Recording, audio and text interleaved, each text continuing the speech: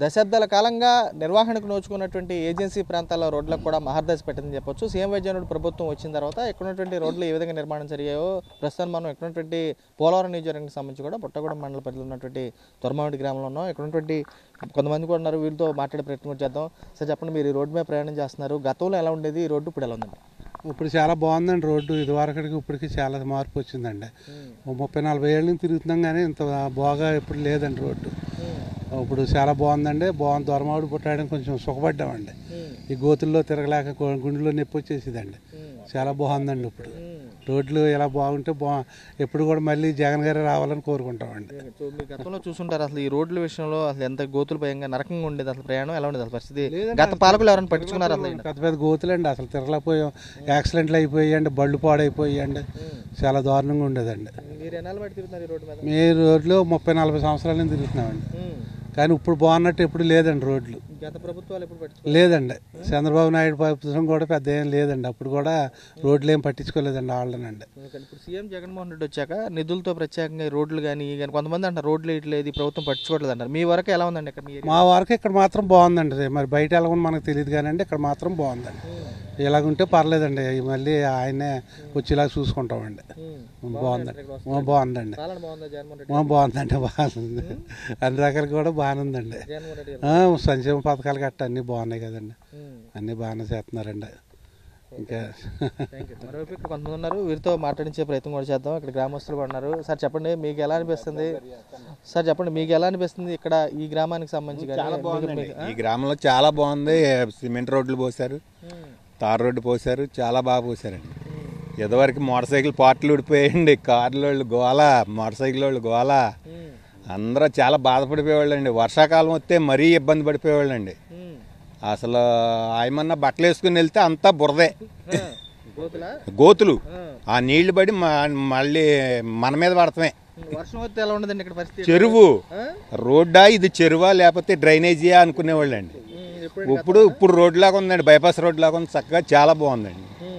గతంలో అసలు రోడ్డు ఎలాగుంటే ఇంకేంటికండి, అస్సలు లేదు. ఏ ప్రభుత్వం వచ్చినా ఏం పట్టించుకోలేదండి. జగన్మోహన్ రెడ్డి గారు బాగా పట్టించుకున్నారు, చాలా బాగా చేశారు. రోడ్డు కూడా ఇలా పోతారని ఎవరు అనుకోలేదండి. మామూలుగా ఏదో రోడ్డు పోతారు అనుకున్నారు కానీ ఇంత బాగా పోతారు అనుకోలే. మారుమూల గ్రామాల్లో గడప గడప ఎమ్మెల్యేలు వచ్చినప్పుడు కానీ వీళ్ళు కానీ మీరు సమస్యలు చెప్పినప్పుడు వెంటనే నిధులు కేటాయించి రోడ్లు ఏర్పాటు చేయడం ఎలా అనిపించింది మీకు? చేస్తామని చెప్పారు, చేసి చూపించారు. అది చేస్తామని చెప్పారు, చేసి చూపించారు. అలా చూపించిన వాళ్ళు ఎవరున్నారండి? చాలా బాగా చేశారు. మీ కష్టాలు తీరినట్టేనా ఈ రోడ్డు వేయడంతో? కష్టాలన్నీ ఎలా తీరుతాయండి? ఒక రోడ్డు వేస్తే పోల్చుకుంటే ప్రయాణం ఈజీ, చాలా బాగుందండి. చాలా బాగుంది. బాగా ఇదేంటి చెరువా లేకపోతే రోడ్డు? కొత్తగా ఎవరైనా చుట్టాలు వస్తే గొయ్యో నుయ్యో తెలియదు అప్పుడు రోజుల్లో, వర్షం పడితే. ఇప్పుడు రోడ్ లాగా కనపడుతుందండి. ఇది ఒక ఊరులాగా చక్కగా, ఊరికి కూడా మంచి వెలుగు వచ్చింది రోడ్డు పోతే. రోడ్డు పోయింగానే ఊరికే వెలుగు వచ్చేసింది, ఊరు నిండి వచ్చింది, చాలా నిండుగా కనపడుతుంది ఊరు. హైవే లాగా ఉందండి, హైవే టైప్లో ఉందండి. సరే ఏమంటే చెప్పండి, మీకు ఎలా అనిపిస్తుంది మీ గ్రామంలో ఒక రోడ్డు ఏర్పాటు చేయడం? గతంలో ఎలా అనిపిస్తుంది? గతంలో ఇప్పుడు చూసుకుంటే గత ప్రభుత్వాలు కూడా చూశారు, అప్పటికి ఎలా ఉంది, ఇప్పుడు ఎలా ఉంది మార్పు? ఇప్పటికి చాలా బాగుందండి. ఎందుకంటే ఇప్పుడు మధ్యన రోడ్డు బాగాలేదు, ఇప్పుడు అంటే కొంచెం మధ్యన రోడ్డు పోసిన కానీ బాగుంది. అంతకుముందు గోతులు ఉండేయని, ఇప్పుడు మన ప్రభుత్వం వచ్చిన కానీ బాగుంది. గతంలో ఎప్పుడైనా ఎవరికైనా చెప్పారా ఇక్కడ అధికారులు కానీ వీళ్ళకి కానీ? అసలు గతంలో ఉన్న వాళ్ళకి ఎవరైనా చెప్పారు అసలు ఈ రోడ్లు వేయాలండి ఇలా పరిస్థితి అని చెప్పినప్పుడు? గడప గడపకు వచ్చినప్పుడు కానీ ఎమ్మెల్యేలు చెబితే స్పందించిన తీరు ఎలా ఉంది ఇప్పుడు? గతంలో అప్పుడు ఎవరు రాలేదండి. అప్పుడు ఈ మధ్యన ఇప్పుడు మన ఎమ్మెల్యే గారి దగ్గర ఉండి చేయించారండి. ఇది బాగానే ఉందండి. ఇక్కడ రోడ్డు గట్రా మంచి బాగున్నాయి. మీకు ఎలా అనిపిస్తుందండి ఇక్కడ ఎలాంటి రోడ్ల గురించి అయితే పర్లేదండి. రోడ్ల గురించి చూడక్కర్లేదండి. కరోనా టైంలో రాజశేఖర రెడ్డి టైంలో ఆ నాన్నలాగా ఈయన బాగా చేస్తున్నాడు. ఆ నాన్న చెప్పిన మాట ఈయన నిల్చోబెట్టాడండి. పందులు గుంపుగా వస్తాయి, సింహం సింగిల్గా వద్ది. సింహం ఎప్పుడు సింహంలాగా ఉంటుంది. రోడ్లు పోతారు అనుకోలేదు, నేను అనుకోలేదు. ఎలక్షన్ టైం వచ్చేత రోడ్లు అవుతాయి అవ్వా, ఏ ప్రభుత్వం వద్దు, మళ్ళీ ఇదే పరిస్థితి వద్దామనుకున్నా. కానీ మా ఎల్లం బాలరాజు బంగారంలాగా నీట్గా పోసేసారు. మన ఏ సొందుకు వెళ్ళినా కూడా రోడ్డు బాగుంది ఊళ్ళో. గతంలో ఎలా ఉండేది? గతుల్లో అడుగుతా కూడా సరిపోయే వాళ్ళం కాదు మేము. నరకంగా ఉండేది. నరకంగా అసలు గోతులు నీళ్ళు ఎక్కడ పడితే అక్కడ నీళ్ళు ఇవన్నీ దాని గురించి పట్టించేవాళ్ళు ఎవరు నాదులు ఎప్పుడు పట్టిస్తారు. కరోనా టైంలో కూడా ఏముంది, కరోనా టైంలో కూడా బాగా చూసుకున్నాడు. మాట తప్పలేదు, మడవ తిప్పలేదు, మంచి బాగా చేశారు. ఇప్పుడు కూడా మళ్ళీ ఆ గవర్నమెంటే రావాలని ఆమె ఉంటే బాగుంటుంది. మీరు కోరుకుంటున్నారు, పాలన బాగుంది.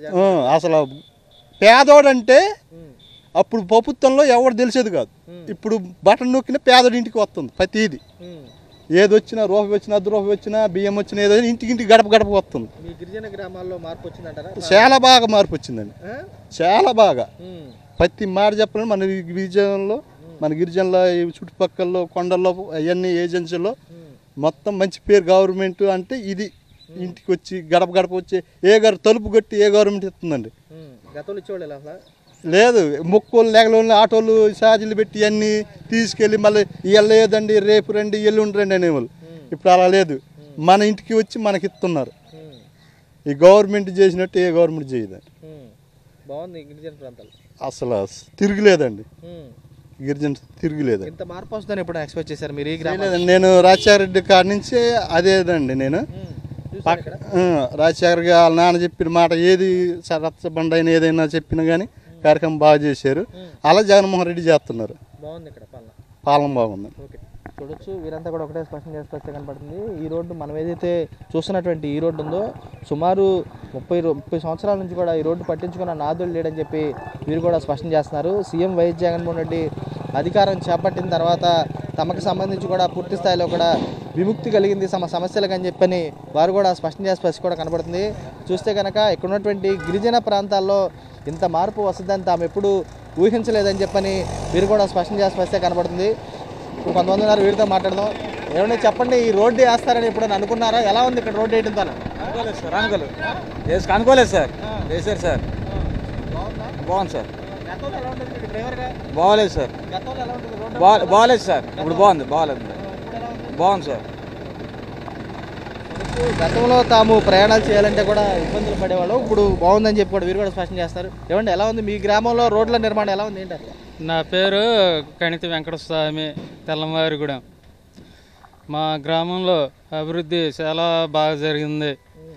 అటు మాకు సీసీ రోడ్లు, డ్రైనేజీలు, మా గ్రామానికి వాటర్ ట్యాంకు, ఎక్కడ అవకాశం ఉంటే అక్కడ అన్నీ ఏది కావాలంటే అది కల్వర్ట్లు, రోడ్లు, డ్రైనేజీలు, వాటర్ ట్యాంకులు, కాలనీలు అన్నీ ఇచ్చారు.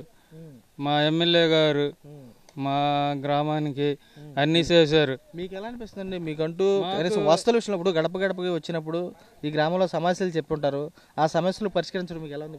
ఇప్పుడు జగన్ గారు అనేక పథకాలు పెట్టి, జగనన్న తోడు, అమ్మదేవన, విద్యా దీవెన, రైతు భరోసా, సచివాలయాలు పెట్టి ఇంటి వద్దకే పెన్షన్లు,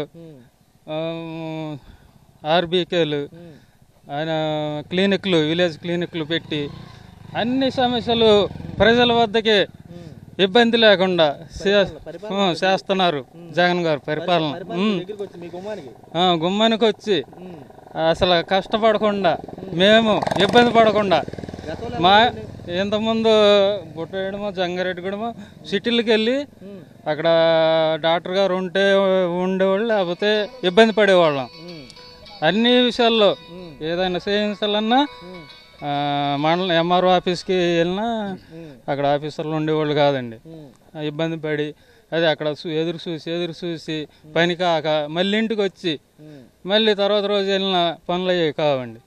ఇప్పుడు ఇంట్లోనే గ్రామంలోనే సచివాలయం దగ్గర పనులు స్పీడ్గా చేస్తున్నారు. అభివృద్ధి బాగుంది.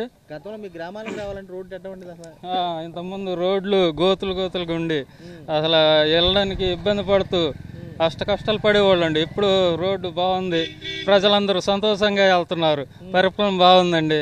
మాకు మళ్ళీ జగన్ కావాలి. మా నియోజకవర్గానికి రాజ్యలక్ష్మిని మళ్ళీ గెలిపించి ఎమ్మెల్యే గారిని చేసి జగన్ గారిని సీఎం గారు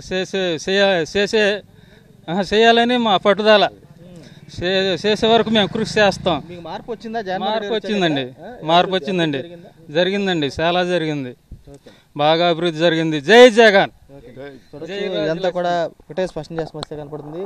గిరిజన ప్రాంతాలకు సంబంధించి కూడా చూస్తే సీఎం వైఎస్ జగన్మోహన్ వచ్చాక తమ గ్రామాల్లో కూడా రూపురేఖలు మారాయి. సచివాలయ వ్యవస్థ కానీ, ఇక్కడ రైతు భరోసా కేంద్రాలు కానీ ఇవన్నీ తెచ్చారంటున్నారు. ఇక్కడ మరి కొంతమంది గారు వీటితో మాట్లాడదాం. స్పష్టం కనపడుతుంది. మనం ఉన్నటువంటి ఈ రోడ్డు కూడా పుట్టాయిగూడెం నుంచి కూడా చూస్తే కనుక దొరమావిడికి సంబంధించినటువంటి సుమారు 8 కిలోమీటర్లకు సంబంధించి కూడా గిరిజన ప్రాంతాల్లో అధ్వానంగా ఉండేటువంటి ఈ రోడ్డుకి కూడా సీఎం వైఎస్ జగన్మోహన్ వచ్చిన తర్వాత పూర్తి స్థాయిలో ఎవరైతే ఎమ్మెల్యేలకు సంబంధించి కూడా గడప గడపకి సంబంధించినటువంటి నిధులు అయితే ఉన్నాయో కేటాయించినటువంటి నిధులకు సంబంధించి కూడా పూర్తి స్థాయిలో ఈ రోడ్ల నిర్మాణాలు చేపట్టారని చెప్పి వీరు కూడా స్పష్టం చేస్తున్నారు. చూస్తే కన్నా డ్రైన్ల విషయంలో కానీ మరేపు రోడ్ల విషయంలో కానీ తమకు అండగా నిలిచినటువంటి సీఎం వైఎస్ జగన్మోహన్ తాము మరోసారి ఓటు వేసి రుణం తెచ్చుకుంటామని చెప్పి గిరిజన గ్రామాల ప్రజలు కూడా స్పష్టం చేసి కూడా కనబడుతుంది. విజయ్ కుమార్ రాజు సాక్షి టీవీ ధర్మం నుంచి. గతంలోకి ఇప్పటికీ పోల్చుకుంటే నేను చెప్పడం కాదు, రాజశేఖర రెడ్డి గారు ఉన్న టైంలోనే రోడ్లు వేశారు. మళ్ళా చంద్రబాబు నాయుడు గారి పరిపాలనలో ఎప్పుడైనా ఒక్క రోడ్డు వేశారా చెప్పమనండి ఎవరినైనా సరే. చంద్రబాబు నాయుడు గారి పరిపాలన 5 సంవత్సరాలు కూడా ఒక్క రోడ్డు వేయలేదు. మళ్ళీ జగన్మోహన్ రెడ్డి గారు వచ్చిన తర్వాత వేస్తాం మొదలుపెట్టారు. అలాగే సేమ్ జగన్మోహన్ రెడ్డి గారు వచ్చిన తర్వాత కరోనా వచ్చింది. ఆ కరోనాను తట్టుకుని మళ్ళీ ప్రజలకు ఇచ్చే సంక్షేమ పథకాలన్నీ ఇచ్చి ఈ రోడ్లు కూడా అన్నీ వేస్తున్నారు. మరి ఇంకా అంతకంటే ఊరికి ఏదో చెప్పేసేసి మేమేదో చేసేసాం అని చెప్తానికి ఎప్పుడని ఈ రోజుకైనా ఏ ఒక్క సంక్షేమ పథకం చంద్రబాబు నాయుడు గారు నాకు నేను ఈ పనులు చేశాను మీరు నాకు ఓటేయండి అని అడుగుతానికి ఏమైనా వాళ్ళకి దమ్ము ధైర్యం ఏమైనా ఉందంటారా చెప్పండి? ఎక్కడా లేదు. ఇక్కడి నుంచి ఇప్పుడు మనం జంగారెడ్డిగూడెంలో ఉన్నాం. స్టిల్ జంగారెడ్డిగూడెం నుంచి అటు గోపాలపురం వెళ్ళాలంటే ఒక మనిషిని రోడ్డు మీద కప్పెట్టేస్తే సరిపోయేది, అంత గొయ్యి ఉండేది. లారీలు ఎక్కడికక్కడ దిగబడిపోయి ఇరిగిపోయి ఉండేది. ఇవాళ చూసుకుని వెళ్ళి ఏదో చెప్పేసి ఓటు అడగటానికి ఉన్న పార్టీలకి అర్హత లేదు. అర్హత ఉందని ఈ రకంగా ఈ రకమైన డెవలప్మెంట్ చేసామని చెప్పమనండి. ఏది చేసినా జగన్మోహన్ రెడ్డి గారే చేశాడు. సంక్షేమ పథకాలు చేసినా, రోడ్లు చేసినా, ఏం చేసినా. వర్షాలు ఏజెన్సీలోకి వెళ్ళడానికి దారి ఉండదు ఏంటండి? ఎక్కడైనా ఏ ఏజెన్సీలో అయినా ఒక రోడ్డు ఎప్పుడైనా వేసారా? ఈరోజుకి ఈయన వచ్చిన తర్వాత ఈ 5 సంవత్సరాల నుంచే కింద పడినా మీద పడినా రాష్ట్ర ఆర్థిక పరిస్థితి ఈ చంద్రబాబు నాయుడు గారు ఎంత బొర్రు పెట్టి వెళ్ళారు ఇక్కడికి. ఈయన పెట్టారంటారు, ఆయన పెట్టిన బొర్రుకి ఈయన పెట్టి బొర్రుకి ఒకసారి కంపేర్ చేయమనండి.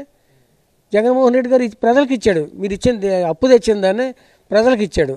కానీ మీరు తెచ్చిన అప్పుని ఏమైనా ప్రజలకు ఇచ్చారా? ఎక్కడైనా చూపించండి. మీరు ఇది చేసాము ప్రజలకు ఇది ఇచ్చాము అని చెప్పేసి ఇలా సుభిక్షంగా ఉన్నారు ప్రజలందరూ కూడా. రూపురేఖలు మారిపోయినండి, మారిపోయిన అంటారండి. రూపురేఖలు మారినాయి కదా. మీరు ఏ పంచాయతీకి వెళ్ళినా పాడుపడిపోయిన పంచాయతీ ఆఫీస్ ఉండేది, పాడుపడిపోయిన స్కూళ్ళు ఉండేవి.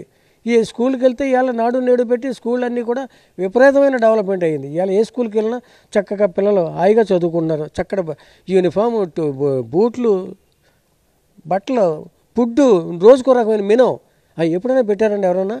నా చరిత్రలో నాకు కూడా బోలంత వయసు ఉంది, నేను ఎప్పుడు చూడలేదు. ఇలా హెల్త్ క్లినిక్, రైతు భరోసా, సచివాలయం, మరి ఇవన్నీ ఎక్కడి నుంచి వచ్చినాయండి? డెవలప్మెంట్ కదా. మీరు ఏ ఊరు వెళ్ళండి, ఒక ఊళ్ళో ఇన్ని బిల్డింగ్లు కట్టి ఇంత చక్కగా నడుపుతున్నారంటే ఆ మహానుభావుడికి సాధ్యం, ఎవరికి సాధ్యం కాదు. నేనైతే చూడలేదు. నాన్నగారి కంటే జగన్మోహన్ రెడ్డి గారి కంటే, రాజశేఖర రెడ్డి గారి కంటే జగన్మోహన్ రెడ్డి ఇంకా ఎక్కువ చేశాడు. ఆయన మంచోడే. రాజశేఖర రెడ్డి గారు వచ్చిన తర్వాత ఈ ఫీజు రియంబర్స్మెంటు, నాడు నేడు అప్పుడు లేదనుకోండి, ఏంటది ఆరోగ్యశ్రీ కానీ, 108 కానీ, 104 కానీ, ఎప్పుడు ఇవాళ ఒక సామాన్యుడికి జబ్బు చేస్తే తెగబలిచినోడు ఎక్కడైతే ఉండి ఆ వైద్యం చేయించుకుంటున్నాడో ఒక సామాన్యుడు కూడా అదే పక్కన కూర్చొని బెడ్ వేసుకుని వైద్యం చేయించుకుంటున్నాడు. ఇవాళ జబ్బు వచ్చిందంటే ఎవరికి భయం లేదు. ఆ రోజు ఉన్న కాడికి పాస్తులు అన్నీ అమ్ముకోవాలి. ఆ రోజుల్లోని ఈ రోజులు ఎవడో అమ్ముకోవాల్సిన పని లేదు. పెద్దోడికి చిన్నోడికి ఒకటే వైద్యం. పెద్దోడి వైద్యం ఎంత చేయించుకోగలుగుతున్నాడో చిన్నోడు కూడా ఇవాళ 20 లక్షల రూపాయలు ఒక మనిషి మీద ఖర్చు పెట్టడానికి సిద్ధంగా ఉన్నాడు ఆరోగ్యశ్రీగా వైద్యరీత్యా. మరి ఎవడైనా చేయించగలరండి సామాన్యుడు? ఎవరిని ఏ ఒక్క పోలార్ నియోజకవర్గం అంటారేటండి? ఏపీలోనే లేదండి, ఎక్కడ చేశారండి? ఎవరూ చేయలేదు. మరి వాళ్ళు ఎందుకు చేయలేకపోయారు అనేది మనం చెప్పలేం. ఈయన ఎలా చేయగలుగుతున్నాడు అనేది కూడా మనం చెప్పలేం. అంత చక్కగా నడుపుతున్నాడు. ఇలా రేపొద్దు 3 పార్టీలు కలిసినాయి. 3 పార్టీలు కాదు 30 పార్టీలు కలిసినా జగన్మోహన్ రెడ్డి సీఎం అవుతున్నాడు రేపు. రాసుకోండి. వైనాట్ 170 కాకపోవచ్చు, 140 150 డెఫినెట్గా మళ్ళీ గవర్నమెంట్ ఫామ్ చేస్తున్నాడు. ఛాలెంజ్ ఎవరికైనా సరే. అలాంటి పరిస్థితిని ఎలా ఇంత చక్కగా తీసుకొచ్చిన మహానుభావుడిని మళ్ళా నెగ్గిస్తారు ప్రజలు. ఒక పొద్దుటే తెల్లారి గట్ల 5 గంటలకు లేచి తలుపు కొడుతున్నారు వాలంటీర్లు. తలుపు కొట్టి అమ్మ మీకు పెన్షన్ వచ్చింది, అయ్యా మీకు పెన్షన్ వచ్చింది తీసుకోండి అని చెప్పి ఇస్తున్నారు. గతంలో ఎప్పుడైనా ఇచ్చారా? ఒక పంచాయతీ ఆఫీస్ కాడికి వెళ్ళి ఇవాళ అంతమానం కూర్చుంటే ఇవాళ ఇచ్చేవారు కాదు, మళ్ళీ రేపు రమ్మనేవారు. లేదు ఆ గవర్నమెంట్కి ఏదైనా మీటింగ్ పెట్టుకోవాలంటే ఈ ముసలి మొక్కళ్ళు పెట్టుకుని అక్కడ మీటింగ్ పెట్టేవారు. ఎవరో వస్తలేదు. మొన్న ఒక టీడీపీ నాయకుడే నాకు తెలుసు, ఏంటంటే బాగున్నారా ఏంటి విషయాలు ఏంటని అడిగితే ఇంకేందండి మళ్ళీ మీదేనండి అన్నాడు. ఆయన టీడీపీ నాయకుడైనా, ఆయన 100% టీడీపీ. ఏమండి నాకు పెన్షన్ పట్టుకొచ్చి 5ంటికి 6ంటికి పట్టుకొచ్చి నా ఇంటికి వచ్చి నా తలుపు కొట్టి ఇస్తున్నారు. నేను పెన్షన్ తెచ్చుకుంటానికి సిగ్గుపడి వెళ్ళి పంచాయతీ ఆఫీస్ కాడ గతంలోని ఇవాళ చీకటి అడగకుండా తెల్లారకుండా నా ఇంటికి కట్టుకున్న పెన్షన్ ఇస్తారు. నేను ఇంకా ఏం చేస్తానండి, నేను నా పార్టీకి ఎలాగేస్తానండి ఓటు, చచ్చినట్టు మీ పార్టీకి వేయాలి అన్నాడు ఆ పెద్ద మనిషి. ఇది యథార్థం, నేను దైవసాక్షిగా చెప్తున్నాను. ఎవడైనా సరే ఈరోజు ఆ రోజు పెన్షన్ కావాలంటే ఆ ఈదులో ఆడు చచ్చేయడమో చూడండి, ఆడు చచ్చి ఇటు పెడదామనేవారు. కానీ ఈ జగన్మోహన్ రెడ్డి గారు వచ్చిన తర్వాత అర్హత ఉన్న ప్రతి ఒడికి ఇచ్చాడు. మరి మీరెందుకు ఇవ్వలేదు ఆ రోజు? మీరెందుకు వేయలేదు? నేను కూడా కాంగ్రెస్ పార్టీలో వేసాం రోడ్లు. మా కాన్స్టిట్యున్సీ గురించి మాట్లాడారు కాబట్టి పోలవరం కాన్స్టిట్యున్సీలో ఆ రోజు బాలరాజు గారు ఎమ్మెల్యేగా ఉండగా ఏజెన్సీలో సపోజ్ మా పోలవరం మండలంలో కుంకాలనే విలేజ్ ఉంది. ఆ విలేజ్కి వెళ్ళాలంటే పెద్ద అట్టహాసం, పెద్ద కలవట్లు కాలువలు దాటాలంటే చచ్చేటంత పని అయ్యేది. ఈవేళ కళ్ళు మూసుకుని మోటార్ సైకిల్స్ వెళ్ళిపోతున్నాం, జమ్మని వెళ్ళిపోతున్నాం, కార్లు వెళ్ళిపోతున్నాయి. మరి అంత చక్కగా డెవలప్మెంట్ అనేది బాలరాజు గారు ఆ రోజు కాంగ్రెస్లోనే జరిగింది. ఆ కాంగ్రెస్లో నుంచి తర్వాత మీ టీడీపీ వచ్చిన తర్వాత 5 సంవత్సరాలు ఎక్కడ 5 పైసలు పని చేయలేదు. జన్మభూమి కమిటీలు వేసి ఏదైనా ఇస్తే ఆ జనాలకి పోషించుకునేవారు అనమాట. కానీ ఈయన వచ్చిన తర్వాత ఆ పోషణ లేదుగా, ప్రతి ఒడికి ఇచ్చారు. తనపర భేదం లేదు, పార్టీ లేదు, కులం లేదు, మతం లేదు. అంత చక్కగా ఈ మహానుభావుడు చేస్తాడు. భవిష్యత్తులో కూడా ఆయనే సీఎం అవుతాడు, అందులో తేడా లేదు. మా కాన్స్టిట్యున్సీలో కూడా బాలరాజు గారు మిస్సెస్కి ఇచ్చారు. సరే జగన్మోహన్ రెడ్డి గారి ఆలోచన వేరు. ఇంచేతంటే మన బాలరాజు గారికి కూడా కొంచెం శారీరకంగా ఇది ఆపరేషన్ అయ్యే పట్టడం వల్ల బాలరాజు గారిని వెనకాల నుండి చూసుకుంటాడు అని చెప్పేసి రాజలక్ష్మి వాళ్ళ ఆవిడ గారికి ఇవ్వడం జరిగింది. ఆవిడ కూడా చాలా చక్కటి వాయిస్ ఉంది, అమ్మాయికి చాలా బాగా మాట్లాడుతుంది, చక్కటి పనుడుతనం కనపడుతుంది. ఆయనకంటే పనుడు ఈవిడి అని చేత డెఫినెట్గా ఆవిడ కూడా అత్యధిక మెజార్టీతో గెలుస్తుంది, గెలిపించి తీరతామని చెప్పేసి ఈ విధంగా సభాముఖంగా నేను తెలియబడుతున్నాను. పోలవరం నియోజకవర్గం ఏర్పడిన తర్వాత ఈ పోలవరం నియోజకవర్గంలో అత్యధికంగా మరి ఆదివాసీ గిరిజనులు ఉండే నియోజకవర్గం, అలాగే గిరిజన రైతులు కూడా మరి ఉండే నియోజకవర్గం ఇది. 2004 మునుపు ఈ నియోజకవర్గం దుర్భరమైన పరిస్థితిలో ఉండేది. ఎటువంటి రహదారులు ఉండేవి కాదు, ఎటువంటి సదుపాయాలు ఉండేవి కాదు, ఎటువంటి తాగునీటి సౌకర్యాలు ఉండేవి కాదు, ఎటువంటి మౌలిక సదుపాయాలు ఉండేవి కాదు. ఈ పోలవరం నియోజకవర్గం ఈ పశ్చిమ గోదావరి జిల్లాలో మారుమూల వెనకబడిన నియోజకవర్గం ఏదైనా ఉందంటే అది పోలవరం. ఆ రోజు 2004 మునుపు పరిస్థితి చాలా దారుణంగా ఉండేది. అలాంటి ఈ పోలవరం నియోజకవర్గంలో 2004లో దివంగత నేత రాజశేఖర్ గారి యొక్క ఆశీస్సులతో నేను ఎమ్మెల్యేగా అయిన తర్వాత 2004 నుంచి 2009 వరకు నేను ఎమ్మెల్యేగా ఈ నియోజకవర్గంలో మారుమూల గ్రామాలకి రోడ్ సౌకర్యాలు కల్పించాను. మారుమూల గ్రామాలకి మంచినీటి సౌకర్యాలు కల్పించాను, మౌలిక సదుపాయాలు కల్పించాను. 30,000 ఇంద్రమ్మ ఇల్లు పక్క గృహాలు నిర్మించాం. గిరిజనుల యొక్క రైతులకి 2000 బ్యాన్ లైసెన్సులు ఇప్పించాం. ఈ ప్రాంతానికి మెరుగైన వైద్యం అందించడానికి, పేదలకి వైద్యాన్ని అందుబాటులోకి తీసుకురావడానికి 100 పడకల హాస్పిటల్ నిర్మించాం. అలాగే ఈ నియోజకవర్గంలో ఒక డిగ్రీ కాలేజీ, ఒక ఐటీఐ కాలేజీ, ఒక పాలిటెక్నిక్ కాలేజీ కూడా మరి మా హయాంలోనే రావడం అయింది. అదే కాకుండా ఆదివాసీ గిరిజనులకి మరి వాళ్ళు భూములు, అటవీ భూములు కలిగి ఉన్నా కానీ ఆ భూములకి పట్టలు లేక ఎన్నో పోరాటాలు, ఎన్నో ఉద్యమాలు చేసేవాళ్ళు. కానీ దివంగత నేత రాజశేఖర్ గారు మరి ముఖ్యమంత్రిగా అటవీ హక్కుల చట్టం తీసుకొచ్చి ఆ చట్టం ద్వారా అటవీ హక్కు కల్పించి మరి అటవీ భూములకి 15,000 ఎకరాల భూములకి పట్టాలు కూడా ఇవ్వడం అయింది. ఒక్క పట్టాలే కాదు, ఆ పట్టాలకి కల్పించిన రైతులకి మౌలిక సదుపాయాల కొరకు బోర్లు, కరెంటు సౌకర్యాలు కూడా కల్పించడం అయింది. అలాగే స్కూల్స్ని ఆ రోజు స్కూల్ బాట అనే కార్యక్రమం పెట్టి అన్ని స్కూల్స్ని కూడా ఆ రోజు అభివృద్ధి చేయడం అయింది. అదేవిధంగా ఈ నియోజకవర్గంలో దీర్ఘకాలమైన సమస్యలు, పోలవరంలో కోవాడు కాలం వల్ల లక్షలాది ఎకరాలు ముంపులో గురయ్యాయి. నిర్లక్ష్యానికి గురైనటువంటి నియోజకవర్గం, ఈ నియోజకవర్గంలో సీఎం వైఎస్ జగన్మోహన్ వచ్చిన తర్వాత ఎలా ఉంది పరిస్థితి? రోడ్ల నిర్మాణం ఏం జరుగుతుంది? ఈ పోలవరం నియోజకవర్గంలోనే గత ప్రభుత్వం నిర్లక్ష్యం వల్ల రోడ్లన్నీ అస్తవ్యస్తంగా ఉంది. ప్రజలందరూ చాలా కష్టపడేవాళ్ళు. వాళ్ళ యొక్క కష్టాలు వర్ణనాతీతం. వాళ్ళు ఏ పని, వాళ్ళు ఎమర్జెన్సీ హాస్పిటల్కి వెళ్ళాలన్నా, లేకపోతే వాళ్ళ ఏదైనా పని చేసుకోవాలన్నా చాలా ఇబ్బంది పడేవాళ్ళు. అలాంటి కష్టాల నుండి ఈరోజు జగనన్న విముక్తి కలిగించాడు. జగనన్న ఈ మారుమూల గ్రామాలకి ముందుగా పంచాయతీ నిధుల నుండి, అలాగే R&B నిధుల నుండి, ITDL నిధుల నుండి సుమారు 150 కోట్లతోని ఈరోజు మంజూరు చేసి ఆ కార్యక్రమాలు, రోడ్డు పోసుకునే కార్యక్రమం జరుగుతుంది. ఉదాహరణకి మా నియోజకవర్గంలో కుంకాల గ్రామం మారుమూల గ్రామం, అలాగే పులిరామగూడ మారుమూల గ్రామం, దొరమావిడి మారుమూల గ్రామం, ఈ గ్రామాల్లో రోడ్లు వేయడం జరుగుతుంది. ప్రజలందరూ ఈ రోడ్లు అభివృద్ధిని చూసి చాలా ఆనందపడుతున్నారు. గత ప్రభుత్వంలో చేయలేదు, జగనన్న ప్రభుత్వంలో చేశారనేసి చాలా ఆనందపడి జగనన్న ప్రభుత్వానికి కృతజ్ఞతగా రాబోయే రోజుల్లో ఓటేయడానికి సిద్ధంగా ఉన్నారు నియోజకవర్గ ప్రజలు. ప్రధానంగా చూసుకుంటే రోడ్ల విషయంలో గతంలో కూడా చాలా ఇబ్బందులు ఉన్నాయి. గతంలో పట్టించుకున్న పాలకులు కూడా లేరు. అసలు ఈ ప్రభుత్వంలో ప్రత్యేకంగా జరిగినటువంటి మేలుకి సంబంధించి ఈ R&B కానీ ఇటువంటి ఏరియాకి సంబంధించి రోడ్ల విషయంలో కూడా ప్రజల నుండి ఎటువంటి స్పందన ఉన్నాయి ఏంటి? అసలు గతంలో ఎలా ఉంది రోడ్డు పరిస్థితి? గతంలో అదేనండి, గతంలో చెప్తున్నాం కదా, చాలా నిర్లక్ష్యం గురైంది. ఇది వెనుకబడిన ప్రాంతం.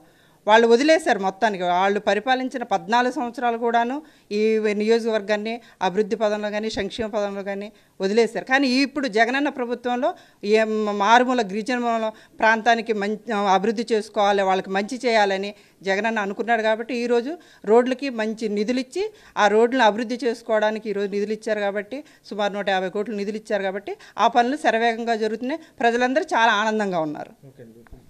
ప్రత్యేకంగా ఎన్నికల సమయం కాబట్టి ఇప్పుడు రానున్న రోజుల్లో ప్రజలకు సంబంధించి వారి సమస్యలు కానీ ఇంకా ఉన్న సమస్యలు పరిష్కరించేటటువంటి భరోసా కల్పిస్తారు. తప్పకుండా నియోజకవర్గంలోని జగనన్న ప్రభుత్వంలో సంక్షేమ అభివృద్ధి 2 కళ్ళుగా ముందుకెళ్తుంది. ఇంకా ఎక్కడైనా చిన్న చిన్న సమస్యలు ఉన్నాయి, అవి రాబోయే రోజుల్లో జగనన్న ప్రభుత్వంలో తప్పకుండా అవన్నీ నేను షార్ట్అవుట్ చేసుకుంటూ అవన్నీ సమస్యలు తెలుసుకుంటూ వాటి అభివృద్ధి కోసం, వాటి సమస్యల కోసం నిరంతరం పోరాడి అభివృద్ధి చేసుకుంటాను నా నియోజకవర్గంలో. దశాబ్దాలుగా పట్టించుకున్నటువంటి నియోజకవర్గానికి ఇప్పుడు క్షేత్రస్థాయిలో సీఎం జగన్మోహన్ వచ్చాక ప్రత్యేక దృష్టి పెట్టడం ఎలా అనిపిస్తుంది ఏంటి? అసలు గతంలోనే నిర్లక్ష్యం గురైన నా వెనకబడే నియోజకవర్గానికి రాబోయే జగనన్న వచ్చిన తర్వాత అన్ని రకాలుగా హాస్పిటల్లో కానీ, స్కూల్స్లో కానీ, నాడు నేడు అట్లనే సంక్షేమం అంతా కూడా ఈరోజు ముందుకెళ్ళింది. ప్రజలందరూ సంతోషంగా ఉన్నారు. ఎటువంటి వివక్షత లేకుండా, అవినీతి లేకుండా ఈరోజు ప్రభుత్వ సంక్షేమం జరిగింది. రాబోయే రోజుల్లో కూడా జగనన్న అదే పందాతో పరిపాలన చేయడం జరుగుతుంది.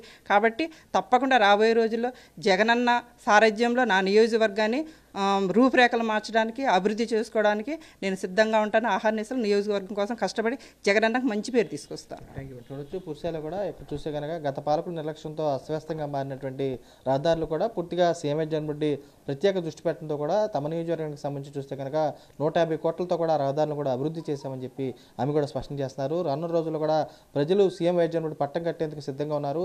సీఎం జగన్ రెడ్డి ఆశీస్సులతో కూడా ఇక్కడ ఉన్నటువంటి నియోజకవర్గాన్ని మరింత అభివృద్ధి పదంలో తీసుకెళ్లేందుకు తాము సిద్ధంగా ఉన్నామని చెప్పి కూడా తెల్లం రాజలక్ష్మి స్పష్టం చేసిన పరిస్థితి కూడా కనబడుతుంది. విజయ్ కుమార్ రాజు, సాక్షి టీవీ, పోలవరం నియోజకవర్గం నుంచి.